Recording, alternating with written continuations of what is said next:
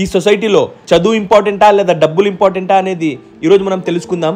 ఈ బుక్ వెనకాల 500 రూపాయలు ఉన్నాయి, అలాగే నా చేతిలో 100 రూపాయలు ఉన్నాయి. ఎవరైతే చదువును చూస్ చేసుకుంటారో వాళ్ళకి 500 వస్తాయి, ఎవరైతే డబ్బును చూస్ చేసుకుంటారో వాళ్ళకి 100 రూపాయలు వస్తాయి. పదండి చూసేద్దాం. మీకు చదువు కావాలా లేదా డబ్బు కావాలా? అన్నా నాకు డబ్బే కావాలి. చదువు చూస్ చేసుంటే మీకు 500 వచ్చేది. మీకు చదువు కావాలా లేదా డబ్బు కావాలా? డబ్బే కావాలి. చదువు చూస్ చేసుంటే మీకు 500 వచ్చేది. మీకు చదువు కావాలా లేదా డబ్బు కావాలా? నాకు డబ్బే కావాలన్నా.